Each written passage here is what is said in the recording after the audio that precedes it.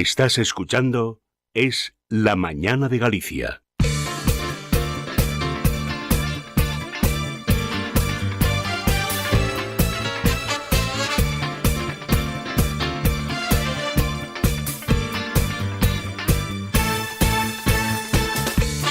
Ya saben ustedes que los miércoles, hoy es miércoles, sí, hoy es miércoles, no estoy yo despistado.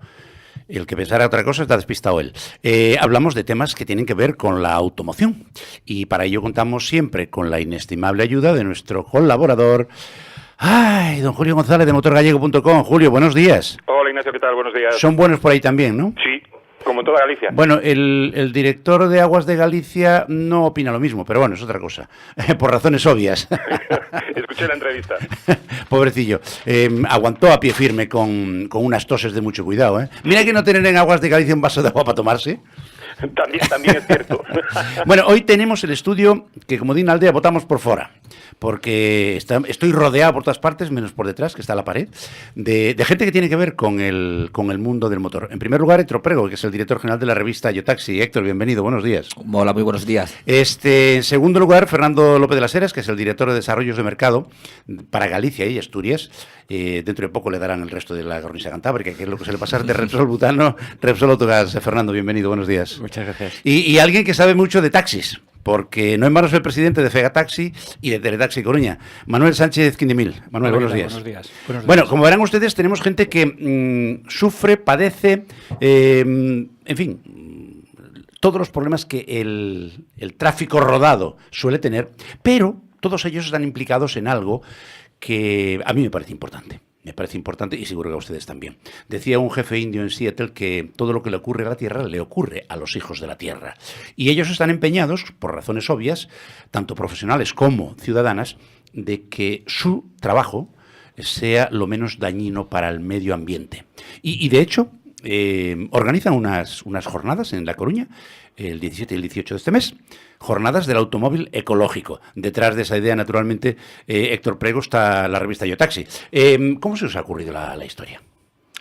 Pues mira, nosotros hemos hecho esto porque, bueno, lo hemos hecho por dos vías, ¿no? Una que es para el primer día, que va a ser el profesional. Sí. Que lo hacemos para el sector del taxi el día 17 y el día 18 que será para el ciudadano, ¿no? ¿Y qué es lo que habéis organizado? Es decir, un ciudadano que vaya por allí, ¿qué va a encontrarse?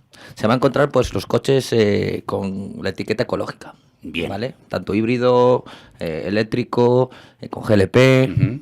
Bueno, el otro día yo hice una pregunta muy tonta a Héctor, que era lo de GLP, y ya me lo explicó, gas licuado, vale, ya me he enterado. Van por ahí los tiros en la evolución, ¿no? Para tratar de que hagamos el menor daño al medio ambiente. Correcto. Exacto. Bien, colaborarán además, supongo que diferentes marcas de automóviles. Sí, por ahora tenemos confirmadas pues Toyota, tenemos confirmado Renault, tenemos confirmado Dacia, Fiat también va a acudir, tenemos una amplia gama, la verdad. Hyundai también va a acudir y la verdad es que tenemos de todo. Va a haber una variedad muy amplia donde el ciudadano y el sector del taxi pueden ver todos los vehículos que tienen la etiqueta ecológica. A ver, sector del taxi. Manuel, tú que ¿cuántos años llevas en esto ya? Pues 26. Como dice el otro, es nuevo en esta plaza, pero no en el toreo.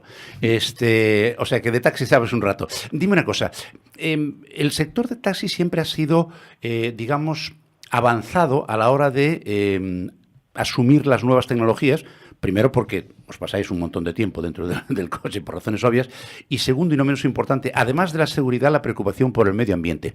¿Eso se refleja o se va a reflejar en que en estas jornadas la gente sepa por dónde van los tiros desde el punto de vista de preservación del medio ambiente? Bueno, tanto es así que nosotros ya llevamos años preocupándonos precisamente por este tema, no iniciativa de hacer un evento especial para ello, pero sí con la fórmula de que hace muchos años ya que hay taxis con gas, evidentemente eran con bombonas, cuando ahora llevan depósitos. Sí, me hacía mucha gracia cuando paraban las gasolineras a coger una bombona como si fuera para casa. Y reponer otra vez. Sí. Porque claro, era de una durabilidad de 150 kilómetros aproximadamente. Sí. Claro, cuando ibas de viaje evidentemente tenías que cambiar. Y entonces había que ir al maletero, cambiar de bombona y la boquilla, cambiar para otra y seguías rodando, ¿no? Por cierto, ¿os gusta ¿Por dónde van los tiros en la aplicación de nuevas tecnologías a la automoción para tratar de eliminar, quiero decir, ahora se habla pues de los híbridos, se habla de los eléctricos que ya existen, aunque de una limitada autonomía, aunque parece ser que los tiros van por ahí, ¿no? Bueno, es evidente que si todas las ciudades no están prácticamente prohibiendo al diésel de circular por ellas, claro. entendemos que un coche público, de servicio público, como es un taxi, que está todo el día rodando en la misma ciudad, pues es evidente que es el que tiene primero que transformarse y pasar al gas y al híbrido, ¿no? En este caso, o al eléctrico puro. Claro. Por cierto, que yo una vez le pregunté a un taxista en Madrid, cuando empezaban los híbridos, le preguntaba, ¿esto va bien? Y dice, hombre, sí, va bien. Lo que pasa es que cuando nos tenemos que tirar un par de horas esperando en la cola en el aeropuerto de Barajas, en pleno mes de agosto y con el aire acondicionado encendido, la batería dura menos que un caramelo a la puerta de un colegio. Bueno, porque es evidente. Son pequeñas limitaciones de la tecnología, claro. Pero también en el otro, si lo tienes encendido para que funcione el aire, claro, estamos en la misma. Estaríamos contaminando con el diésel. Está claro. O sea que... Vamos a ir ahora a eso. Pero, Fernando, una cosa. ¿Cuánto tiempo lleva ya en el mercado el GLP? Y, además del sector del taxi, ¿hay particulares que también lo usan o no? Correcto. El GLP para automoción se conoce popularmente como autogás, es la denominación comercial, pues lleva tanto tiempo como la empresa en el mercado prácticamente, desde los años 60. ¿Qué ocurre? Que históricamente se ha penalizado mucho el uso de este producto para el cliente particular. ¿Por qué? Pues porque estaba restringido al uso del vehículo de servicio público, por eso los como taxistas... lo del gasóleo industrial y el gasóleo normal. Correcto, exacto. Vale. Exacto. De hecho, fíjate, es un dato para que veas que esto era así. El uso de este combustible para el vehículo particular tenía unas tasas positivas de 795 euros tonelada. Caramba. Pasado a la moneda Sí, actual, ¿no? sí, 795 euros tonelada. Hoy tiene 57. Ya. O sea, inviable pensar que se pudiera utilizar para el vehículo particular. Pero no solo eso, sino que además la fabricación de este tipo de vehículos en España para su uso particular no estaba permitida. Ya. Es en el 2005 cuando se empieza a levantar un poquito todo este tipo de restricciones y empieza a aparecer en el mercado. Lógicamente, sin puntos de venta, es necesario establecer y desarrollar una red de puntos de venta que permita pues, que haya una demanda en el mercado. Lógicamente, nadie compra algo que no puede utilizar, ¿no? O sea, lo que está pasando ahora, por ejemplo, con el tema de los eléctricos, que no encuentran gasolineras donde poder enchufar. Correcto. Los eléctricos tienen condicionantes, claro. Tienen un condicionante... Aparte de la autonomía, claro. Aparte de la autonomía, tienen condicionantes de precio, de adquisición, que se reduce un poco con las ayudas públicas. Sí. No son suficientes, los fabricantes piden que incluso se les exima del IVA, pero tiene un condicionante de uso práctico, que es la figura del gestor de carga. Claro. Tiene una normativa muy detallada, como todo en este país.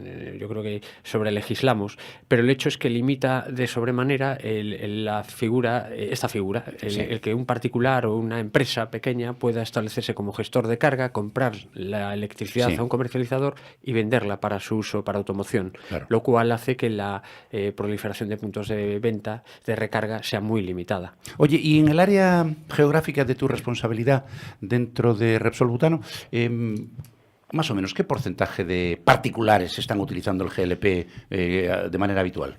Pues... Primero, ¿hay que hacer alguna modificación en el coche para poder hacerlo? Hay dos formas de... O bien un vehículo nuevo que ya viene adaptado de fábrica. ¿Los hay? Sí, los hay. Los hay en las marcas que antes Héctor ha dicho, Fiat, Suzuki, Opel, Renault. Cada vez existen más fabricantes que apuestan por esta tecnología o... hay la opción de transformar el vehículo existente, vehículo normalmente de gasolina. Y la pregunta típica, como pasaba cuando se hablaba de la gasolina y del gasóleo, ¿compensa el gasto o el sobrecoste si lo trae de fábrica el ahorro, o hay que hacer un determinado número de kilómetros para que realmente sea rentable? Hoy día el escalón de precio de un vehículo autogás estaba...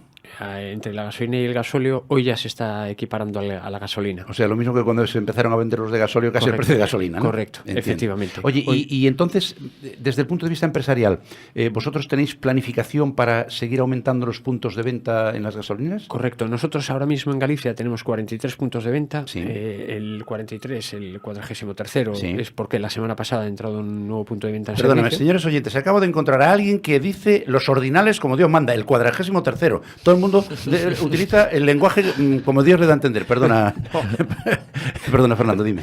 No. Y bueno, es el último que hemos abierto. Suman 43 puntos de venta en Galicia y la intención es seguir creciendo. Efectivamente, empieza ya a aflorar marca blanca incluso. Sí. Repsol no es exclusivo Ya, de ya, este ya. producto. Hay otros grandes operadores, Galp, Cepsa, que lo venden, pero ahora también la marca blanca empieza a apostar por él.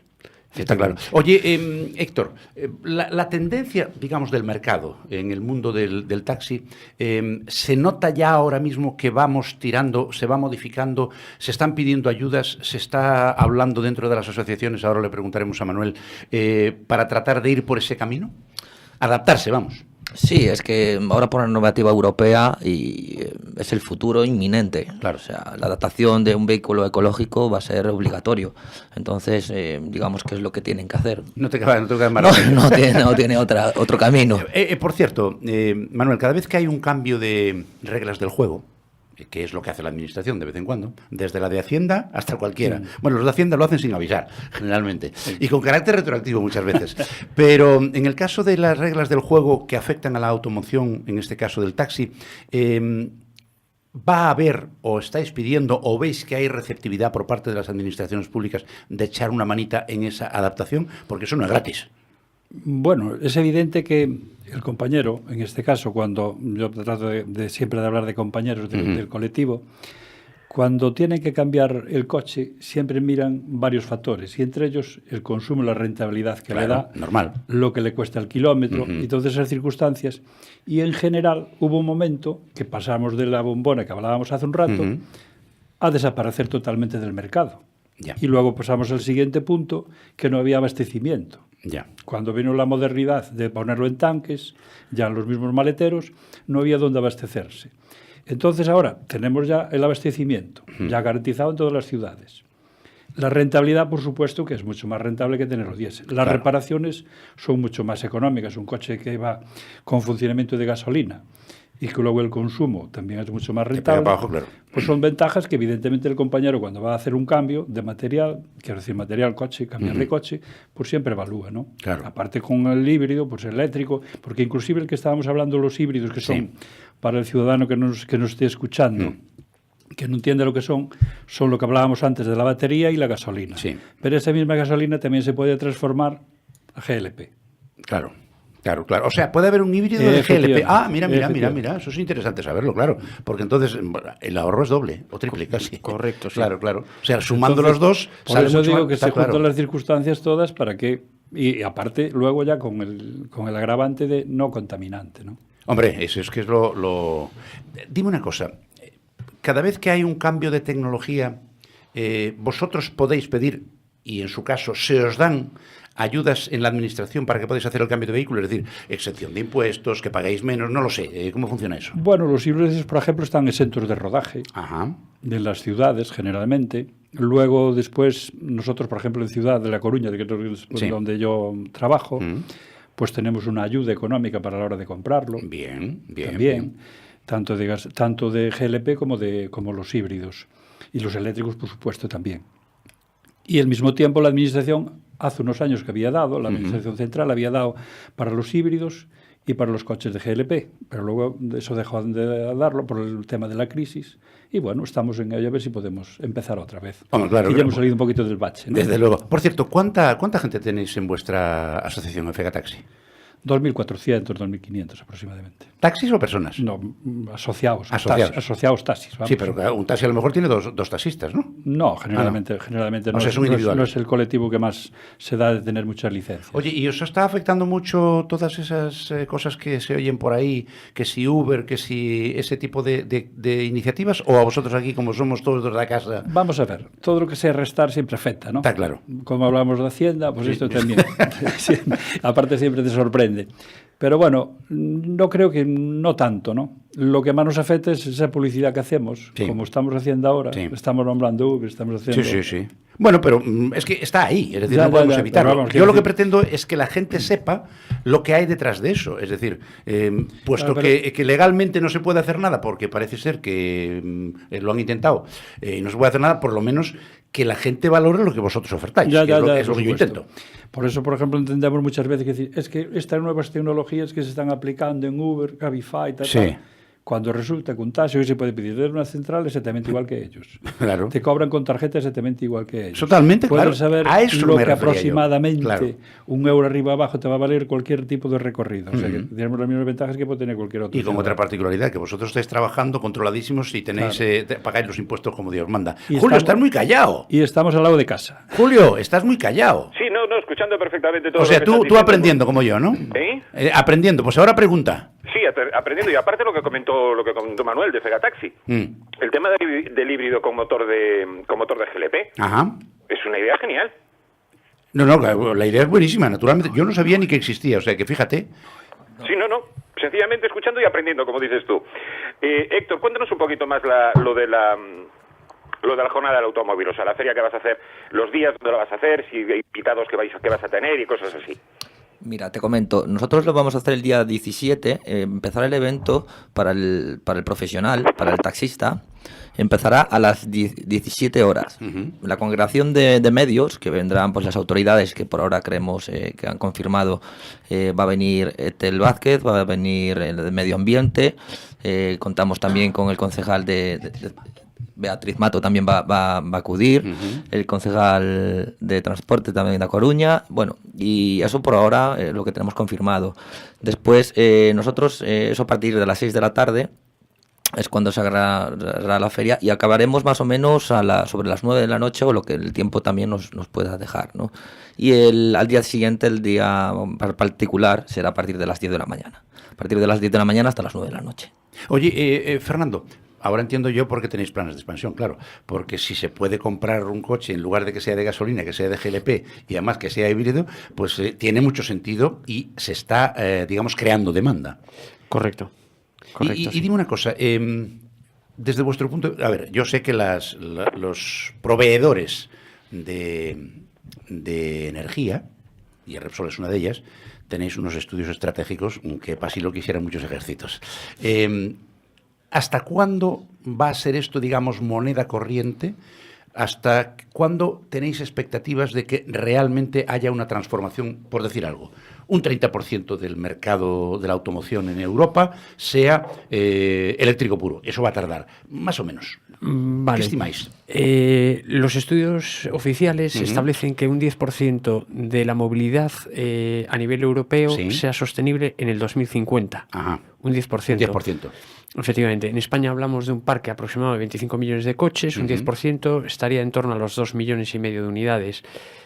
Autogás es hoy el combustible alternativo más utilizado y suma en España 60.000 vehículos. No está nada mal. 60.000. Son 2 millones en Hasta- Italia. hasta llegar ahí, 2 claro. millones en Italia. 2 millones en Italia ya. 2 millones O sea que en Italia, vamos fíjate. retrasaditos. Muy retrasados por el tema de todas estas restricciones normativas que hubo. A eso iba a preguntar, porque yo creo que concienciación suele ser bastante buena. Lo que ocurre es que si no tienes la posibilidad... Correcto.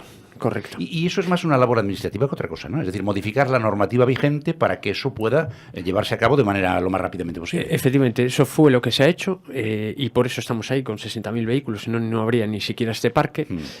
Hay muchísimo recorrido al alza, es por ello también que, y ello contribuirá que los fabricantes de coches traigan modelos al mercado nacional, modelos que hoy venden en el mercado europeo, pero que no los venden en el mercado español. Eso ayudará a incentivar la demanda. Claro. Por cierto... Manuel, ha mejorado, porque esta es una de las cosas que a veces uno lee en las redes sociales. Yo no estoy de acuerdo, hablo de mi experiencia personal, yo solo creo en lo que yo experimento.